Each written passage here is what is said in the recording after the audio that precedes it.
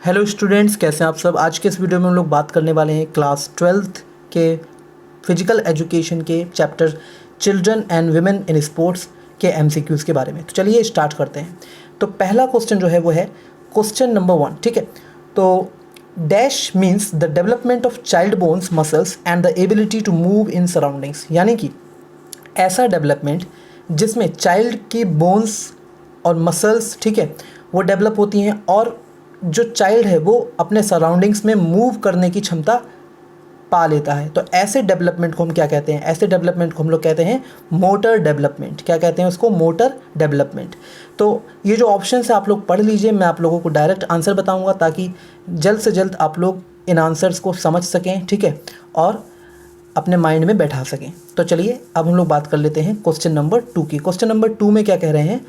Gross motor development and fine motor development are the types of dash. तो भाई किसके types हैं ये? मोटर डेवलपमेंट और फाइन मोटर डेवलपमेंट जो है ये ग्रॉस मोटर डेवलपमेंट और फाइन मोटर डेवलपमेंट जो है वो मोटर डेवलपमेंट के ही टाइप्स हैं। बहुत इजी क्वेश्चन है ये समझने के लिए, लेकिन कई बार क्या होता है हम इसको ध्यान नहीं देते हैं, तो ये क्वेश्चन हमसे रह ना जाए, इसलिए मैंने इसको इसमें शामिल किया है। ठीक है, बहुत छोटा सा क्वेश्चन है, समझ में आपको आ गया होगा, लेकिन आप लोगों को ये ध्यान से करना है। Dash is related to the large muscles of the body of the child body, यानी कि कौन सा development large muscles of child body, ठीक है, यानी कि चाइल्ड के बॉडी के जो लार्ज मसल्स होते हैं उनसे जुड़ा हुआ कौन सा डेवलपमेंट होता है? तो भाई वो है ग्रॉस मोटर डेवलपमेंट, जो कि चाइल्ड के बॉडी के लार्ज मसल्स से जुड़ा हुआ है। ठीक है, ये जो डेवलपमेंट है ये किस तरीके का डेवलपमेंट है? जिसमें लार्ज मसल्स डेवलप होती हैं चाइल्ड की बॉडी की।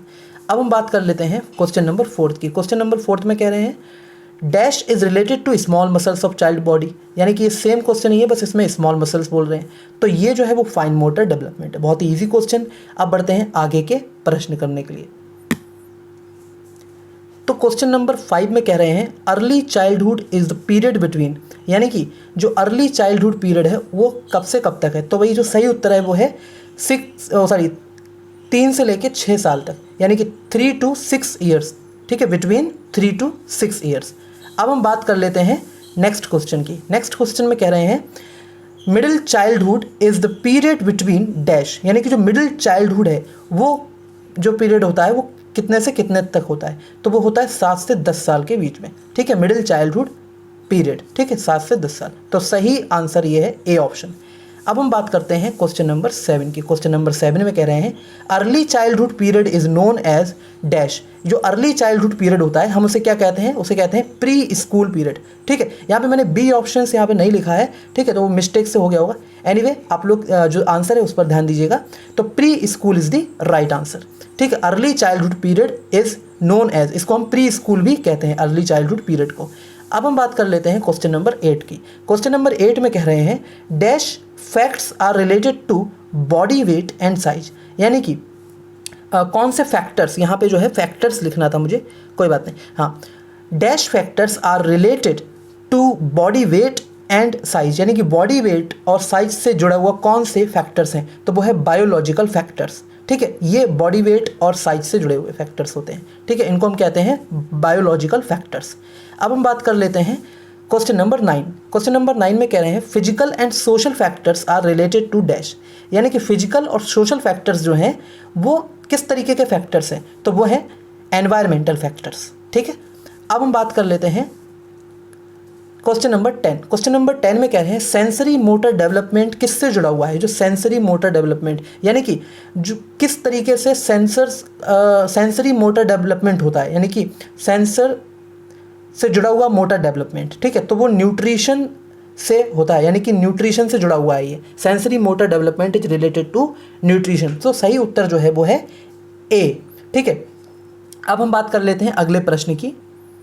तो आप लोग देख सकते हैं ये 10th वाले जो क्वेश्चन के तीनों ऑप्शंस, मतलब तीनों और ऑप्शंस जो थे हमने नहीं देखे थे पिछले में, तो ये हैं लिखे हुए। अब बढ़ते हैं 11th क्वेश्चन की तरफ। 11th क्वेश्चन में कह रहे हैं in dash both the knees knock और touch each other while in normal standing position, यानी कि जब नॉर्मल खड़े रहते हैं हम लोग, ठीक है, तो इसमें जब एक व्यक्ति नॉर्मल तरीके से खड़ा है और अगर उसका जो नीज है वो नॉक कर रहे हैं आपस में या टच कर रहे हैं ईच अदर, हर मतलब एक दूसरे को टच कर रहे हैं, ठीक है, नीज जो है, तो ऐसी सिचुएशन को, ऐसी कंडीशन को हम क्या कहते हैं?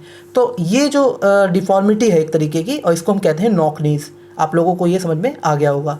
अब बात करते हैं क्वेश्चन नंबर 12 की। क्वेश्चन नंबर 12 में कह रहे हैं keeping a pillow between the knees and standing straight for some time is the corrective measure for dash. यानी कि एक पिलो, एक तकिया को जो है वो नीज के बीच में रखना और स्टैंडिंग स्ट्रेट और खड़े हो जाना सीधे, ठीक है, ये दोनों जो है करेक्टिव मेजर्स हैं। किसके लिए? तो भाई ये है नॉक नीज के लिए, ठीक है। तो सही ऑप्शन जो है वो है सी, ठीक है, ये करेक्टिव मेजर है, यानी कि इसको ऐसा करने से नॉक नीज की जो प्रॉब्लम है उसमें आराम मिलता है। अब हम बात करते हैं क्वेश्चन नंबर 13। इसमें कह रहे हैं जंपिंग ऑन टोज, यानी कि टोज पर जंप करना कुछ समय के लिए, ये एक करेक्टिव मेजर है फ्लैट फुट के लिए। तो सही आंसर जो है वो है फ्लैट फुट, ठीक है, फ्लैट फुट के लिए। मैं आप लोगों को डायरेक्ट आंसर बता रहा हूँ ताकि आप लोगों को जल्दी से आंसर मिल सके, और आप लोग ये ऑप्शंस ज़रूर पढ़ लिया करें, ठीक है। अब बात कर लेते हैं क्वेश्चन नंबर 14 की। क्वेश्चन नंबर 14 में कह रहे हैं इन डैश डिफॉर्मिटी, कौन सी डिफॉर्मिटी में जो शोल्डर्स हैं वो ऐसा लगता है बेंट हो गए हैं आगे की तरफ, फॉरवर्ड, तो इसको हम कहते हैं राउंड शोल्डर्स, ठीक है। राउंड शोल्डर्स डिफॉर्मिटी होती है जिसमें शोल्डर्स जो होते हैं वो ऐसा लगता है कि आगे की तरफ बेंट हो गए, ठीक है। अब बात करते हैं क्वेश्चन नंबर 15 की।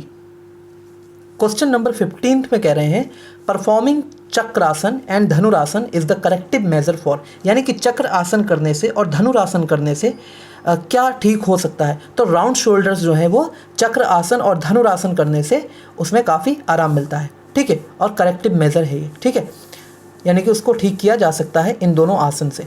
अब हम बात करते हैं 16th क्वेश्चन की। Dash is the invert curvature of the spine, ठीक है, तो यहाँ पे द है, ठीक। Dash is the invert curvature of the spine, तो इनवर्ट कर्वेचर हो जाता है जब स्पाइन का, ठीक है। मैं थोड़ा सा कैमरा ठीक कर देता हूँ, एक सेकेंड। तो dash is the invert curvature of the spine, तो स्पाइन का जो कर्वेचर है वो जब इन्वर्ट की तरफ हो जाता है तो उसको हम कहते हैं लॉर्डोसिस, ठीक है। ऐसी सिचुएशन को, ऐसी डिफॉर्मिटी को हम कहते हैं लॉर्डोसिस। तो lordosis is the invert curvature of the spine. अब हम बात कर लेते हैं क्वेश्चन नंबर 17 की। क्वेश्चन नंबर 17 में कह रहे हैं dash is the excessive outward curvature of the spine, यानी कि जब एक्सेसिव ज़्यादा आउटवर्ड कर्वेचर हो जाता है स्पाइन का उसको हम कहते हैं काइफोसिस, ठीक है। तो आप लोग देख सकते हैं B is the right answer.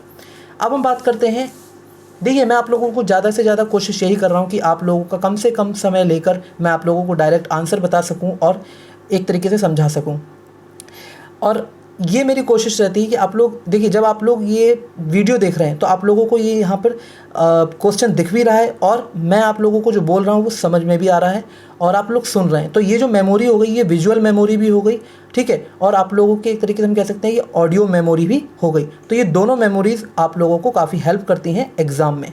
तो इसलिए वीडियो देखकर जो आप MCQ सॉल्व करते हैं उनकी बात ही कुछ और होती है। तो चलिए अब देखते हैं ये क्वेश्चन नंबर 18।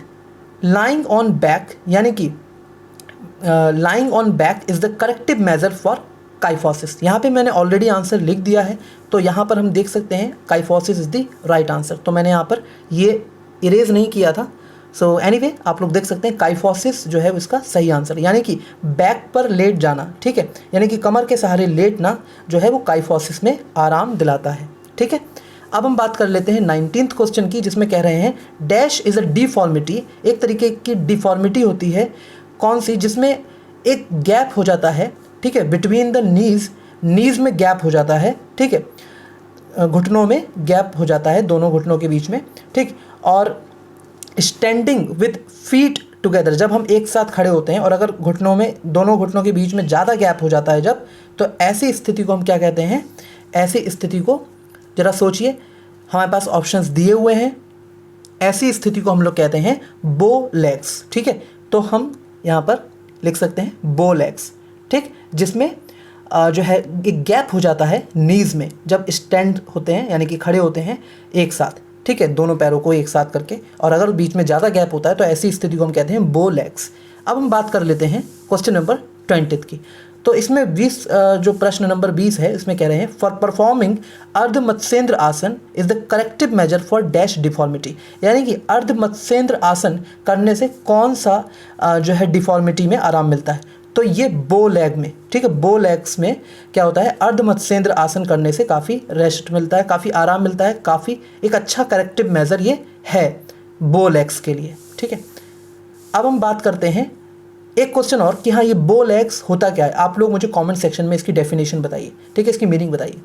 हाँ, क्वेश्चन नंबर 21 इसमें कह रहे हैं dash is the sideways curvature of the spine. ठीक है, यहाँ पे भी मैंने दीज लिख दिया है, ऑफ द आएगा। ठीक है, dash is the sideways curvature of the spine, यानी कि साइड की तरफ जब कर्वेचर हो जाता है स्पाइन का, उसको हम क्या कहते हैं, उसको कहते हैं स्कॉलियोसिस। क्या कहते हैं उसको, स्कॉलियोसिस। ठीक है, नेक्स्ट हम बात कर लेते हैं क्वेश्चन नंबर 22 की। इसमें कहते हैं Sania Mirza is related to which sport, यानी कि जो सानिया मिर्ज़ा किससे जुड़ी हुई हैं, किस स्पोर्ट से जुड़ी हुई हैं, तो वो है टेनिस। ठीक है, तो सही आंसर है टेनिस। आप लोगों को ये आंसर वैसे पता ही होना चाहिए, पता होगा पहले भी आप लोगों को। ठीक है, बहुत इजी क्वेश्चन है।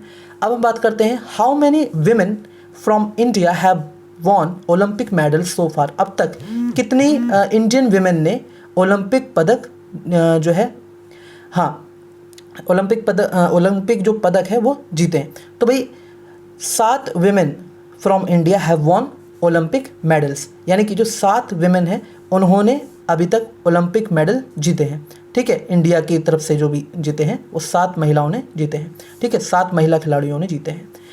तो अब हम बात करते हैं क्वेश्चन नंबर 24 की। Dash won the silver medal at the 2020 Tokyo Olympics in women's 49 kg category, यानी कि कौन जीता था सिल्वर मेडल टोक्यो ओलंपिक 2020 जो हुए, ठीक है, 49 kg कैटेगरी में, महिला 49 kg कैटेगरी में। तो इसका जो सही आंसर है आप लोगों को बताना है। तो चलिए मैं आप लोगों को आंसर बता देता हूँ। सही उत्तर है साइखोम मीराबाई छानू। ठीक है, तो ये जो है सही उत्तर है, B option is the right answer.